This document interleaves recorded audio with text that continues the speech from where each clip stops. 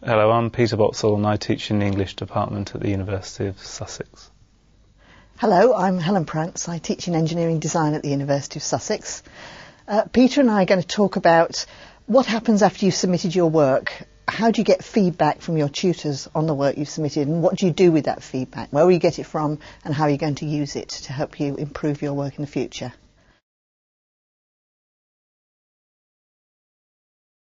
So perhaps the most obvious type of feedback is written, and that will come in various forms. So for example, you may have submitted some work and you'll get feedback when you take the work back on a cover sheet or in the form of written comments actually on the work. And those comments and what are written will very often be geared towards what the assessment is about and how you were told it was going to be assessed. So it will relate to the assessment criteria. It will say whether what aspects you did correctly and what aspects you need to improve on for the future. But there's lots of other sorts of written feedback. So for example, in the sciences, you may do quite a lot of short pieces of coursework, for example, problem sheets or short lab reports. And we want to return those to you very quickly so that you can see whether you've got the right idea and whether you've understood the work. And in those cases, the written feedback could be quite short. It could be the mark you receive and just a very few comments on the work. But it's important that you look at it and reflect on which bits you've got right and what you can gather from the feedback you've given, and most importantly, ask the people who marked your work what you did and how you should improve. So you use it as a basis for getting some more information about the work you've done. Yeah, in the arts and humanities, the same applies really. Most written feedback you get on essays and dissertations and some unseen examinations that you get back throughout the year. Throughout the study year. On essays, the written feedback you'll get will largely be in marginalia and the side of the essay, correcting your grammar, directing you to reading that you haven't done, making comments about the argument as it's progressing.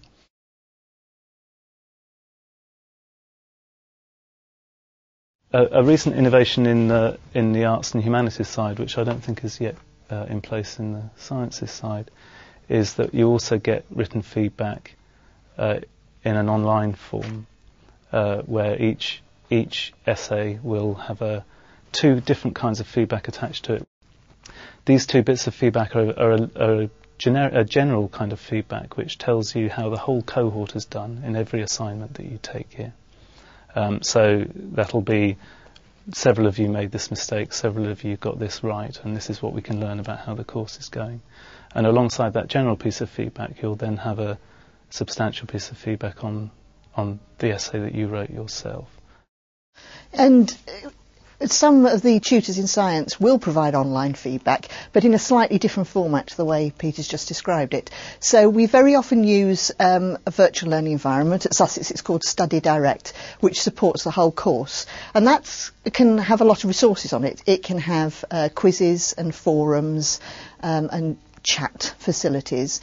And some tutors will use it to provide the sort of generic feedback that Peter's also already mentioned. So they might engage in a discussion with the students about the generic problems that students had with a particular assignment, or provide examples of good responses, good assessments, so that other students can see how they should have attempted the assignment. Quite often, in the numerical subjects like mathematics and chemistry and physics and so on, tutors might well upload model answers to questions.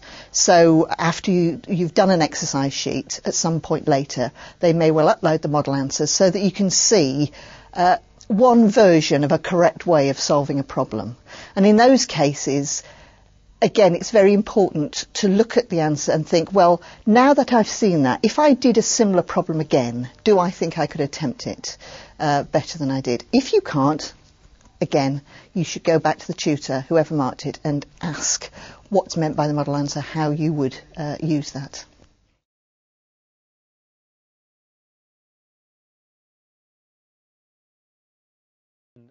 On the art side of the university, oral feedback is, I think, the most important kind of feedback that you're going to get. Given that most of the teaching that goes on the art side goes on in seminars, and that's groups of 15 students or so with a member of faculty. It's important to realise that those discussions that take place between academics and students, and between the students themselves, constitutes itself a kind of feedback. So the seminar itself is one place where a lot of oral feedback takes place. There are also two other distinct places that you go to for oral feedback as a student at the University of Sussex. The first of those will be with your academic advisor, who's assigned to you when you first arrive here.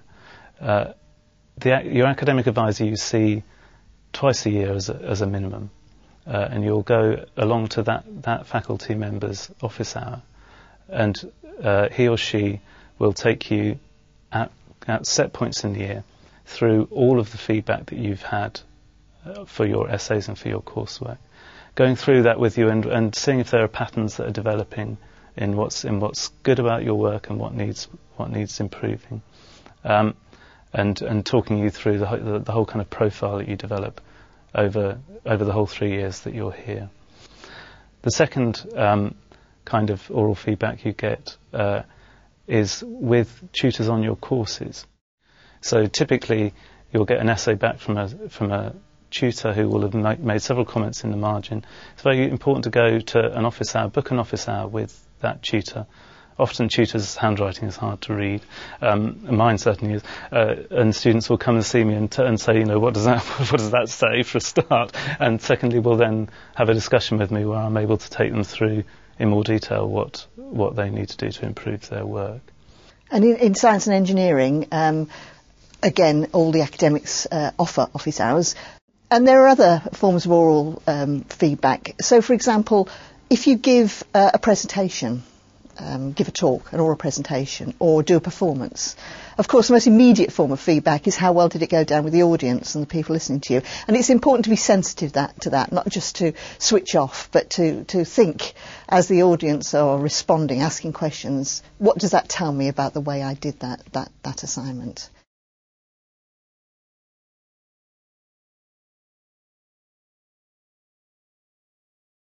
The last kind of feedback that we want to talk about here is the feedback that you get from your peers. At university, the majority of teaching and learning that takes place, much as academics might not want to acknowledge this, isn't from academic to student, but from student to student. Students teach each other and support each other in every part of university life.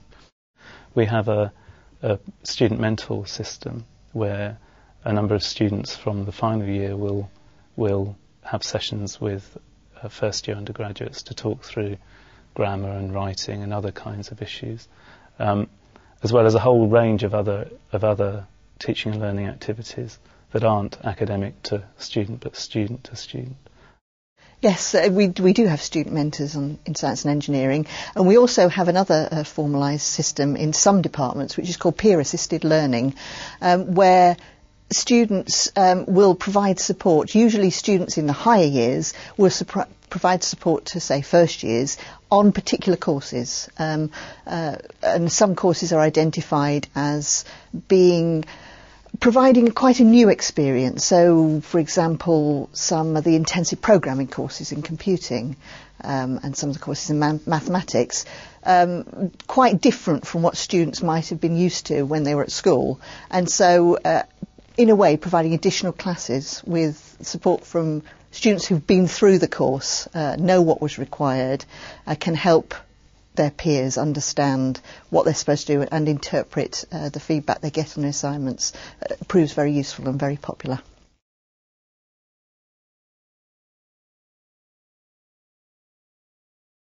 And finally, we've got a couple of thoughts on how to use the feedback that you're given while you're here.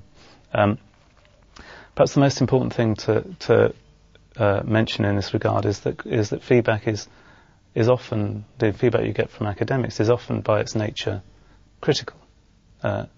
Most academics will start off any slice of feedback by saying what's good about the essay, but will then almost always go rather quickly on to talking about what needs improving.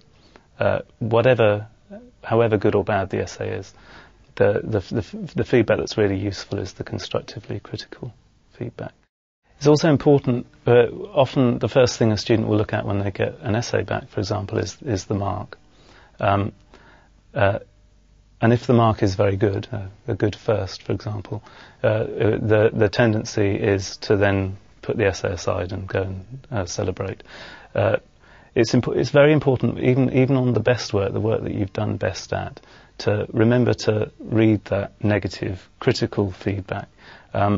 Because the critical feedback on the best work is the feedback that's going to push you hardest. And that, I think, is the thing that you really need to make sure that you listen to. And it's true that, as Peter says, the thing that stands out very often and the thing that gets published most instantly is the mark you achieved. And it's important to look at that mark in the context of what it means. Very often you will have been provided with assessment criteria which say, in order to achieve a certain mark, this is what you're supposed to do. It might be generic for a whole set of different types of assignment, or it might be specific to a particular course assignment. So before jumping to a conclusion about a mark, refer to the assessment criteria. What does that tell me about what I achieved and what I should have done to achieve perhaps a higher mark? But most importantly, the way to use feedback is, first of all, to read it or listen to it and reflect on it. What does it mean? And then apply it to whatever you're attempting to do next. It might be an assignment that's very similar to the one that you receive feedback on, or it might be an assignment where only part of it relates to something you've heard. But you can use everything that you've been told or have read to help you understand how to improve, how to get more out of your studies and stretch yourself.